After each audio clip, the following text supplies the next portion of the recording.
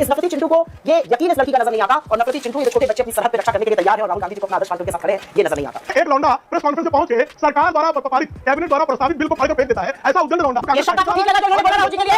ये शब्द आपको ठीक लगा? चिंटू को लौंडा कहूंगा ना, चिंटू को लौंडा ही कहा जाएगा, चिंटू का जवाब लौंडा है। तक पूछेगा तो मालूम नहीं, देख लेना सर। नमस्कार दोस्तों, आप देख रहे हैं डी न्यूज़। आपका हमारे चैनल में बहुत बहुत स्वागत है। आज की इस वीडियो में बात करूंगा प्रेम शुक्ला और सुप्रिया सेनेत के बीच में जो भारत जोड़ो आंदोलन के ऊपर राहुल गांधी का मजाक उड़ाया जा रहा है उसके बारे में। तो आइए देरी ना करते हुए वीडियो को शुरू करते हैं। तो चलिए सुन रहे हैं, चाहे जयराम रमेश जी की या अशोक गहलोत जी की, राहुल गांधी अध्यक्ष नहीं बनना चाहते। चुनाव की बात तो बहुत दूर की है, उन्होंने मन बना लिया है कि वो पार्टी प्रेसिडेंट नहीं बनेंगे। तो इस बार क्या मुकाबला होगा और गांधी परिवार से इतर कोई अध्यक्ष पार्टी को मिलेगा? मुझे लगता है आप लोगों ने मुझसे कहा था कि इस पर भी चर्चा होगी। मुझे नहीं पता था कि चर्चा सिर्फ इस पर होगी, क्योंकि मैं तो तैयारी ये भी मैं इस पे बात करूंगी और बिल्कुल करूंगी। फक्र की बात है कि हमारे यहाँ चुनाव हो रहा है, लेकिन मुझे तो चर्चा इस पर भी करनी थी। ये जो एक छोटी सी बच्ची की तस्वीर बीजेपी के एक नफरती चिंटू जो बीजेपी के पोस्टर बॉय हैं उन्होंने ट्वीट करी थी जी, जरूर उस पे भी। इसमें भी धर्म, एक 5 साल की बच्ची में भी धर्म और नफरत नजर आती है।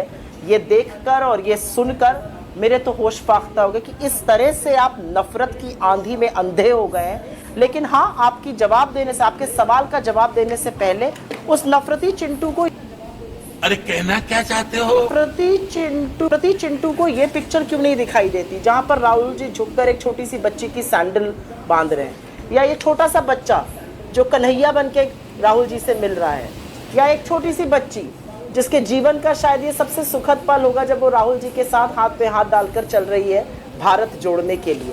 उनको ये बच्ची का हैप्पीनेस अनअडल्टरेटेड, बेझिझक, बेखौफ हंसी और जिस प्यार से उसने एक भाई की तरह राहुल जी को पकड़ा है वो नजर नहीं आता। इस नफरती चिंटू को ये यकीन इस लड़की का नजर नहीं आता और नफरती चिंटू, ये जो छोटे बच्चे अपनी सरहद पे रक्षा करने के लिए तैयार है और राहुल गांधी जी को अपना आदर्श मान के उनके साथ खड़े हैं, ये नजर नहीं आता। उस नफरती चिंटू को शायद ये वृद्ध महिला के हाथ से बनी हुई चटाई भी समझ में नहीं आएगी। उस नफरती चिंटू को ये उन्मुक्त हंसी भी एक वृद्ध महिला जो बेटा समझ के खड़ी है उसके साथ नहीं समझ में आएगा जी। एक वृद्ध महिला माँ के समान जो एकदम से भाव विवहल होकर जिसकी आंखों में आंसू भर जाते हैं राहुल जी को देखकर, ये भी समझ में नहीं आएगा। उस नफरती चिंटू को 5 साल की बच्ची और उसका धर्म नजर आया, उसके कपड़ों से पहचाना।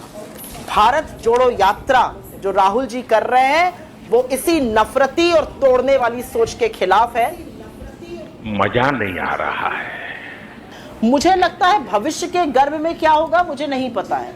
मेरी आकांक्षा है, मेरी अपेक्षा है, मेरी इच्छा है कि राहुल जी नेतृत्व संभालें, लेकिन राहुल जी के मन में क्या है, वो क्यों करना चाहते हैं या नहीं करना चाहते, ये मुझे नहीं पता।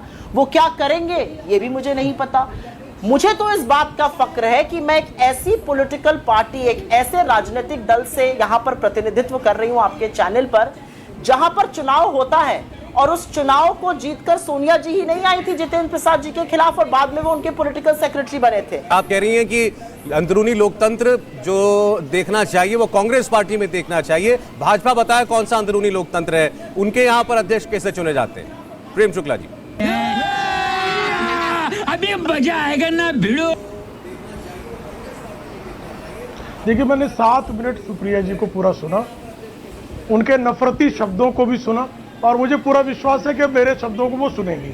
नफरती चिंटू कहने वाले हिंसक श्रृगालों को मंदिर में जाने वाले लड़कियां छेड़ते हैं, ये हिंसक श्रृगालों के प्रतिनिधि ने ही कहा था।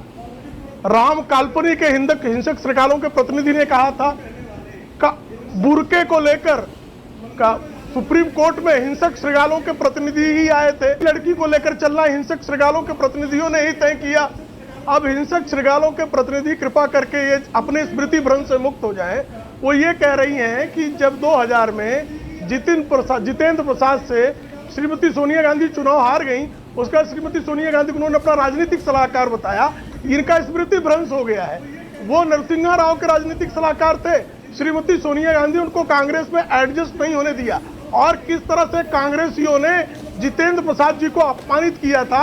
उनको विशेष सुरक्षा व्यवस्था में कांग्रेस मुख्यालय जाना पड़ा था। उनकी गाड़ी जो चलाकर महेश चतुर्वेदी जी ले गए थे ना, वो भी मेरे परिचित है। वो मैं भली भांति पूरा एपिसोड जानता हूँ। सीताराम केसरी की धोती खोलकर कैसे जो है उनको कार्यालय से भगाया गया था और श्रीमती सोनिया गांधी ने मायनो कुल के माफिया परंपराओं के तहत कैसे कांग्रेस पर कब्जा किया, ये लोग भली भांति जानते हैं। दूसरी बात, अब भारतीय जनता पार्टी का चूंकि प्रश्न है, हर 3 वर्ष में अकेली पार्टी भारतीय जनता पार्टी है जिसमें पारदर्शी प्रक्रिया से अध्यक्ष का चुनाव होता है। हर 3 वर्ष में, 20 साल में नहीं कि अब मानव वंश का कब्जा हो गया है। अब तो इसलिए ये भाई पिछले 2.5 वर्षों से राहुल गांधी के पास कौन सा पद है भाई, और किस पद के नाते जो है वो सारे निर्णय लेते हैं। किस पद के नाते एक लौंडा प्रेस कॉन्फ्रेंस में पहुंच के सरकार द्वारा पारित, कैबिनेट द्वारा प्रस्तावित बिल को फाड़कर फेंक देता है, ऐसा उद्दंड लौंडा। वो ये शब्द आपको ठीक लगा जो इन्होंने बोला राहुल जी के लिए? हमारे यहाँ ये शब्द आपको ठीक लगा? नहीं, आप चिंटू कहें तो लौंडा कहूंगा ना, ये चिंटू शब्द को ठीक है लौंडा ही आपके कहा लिए? जाएगा। चिंटू का जवाब लौंडा है।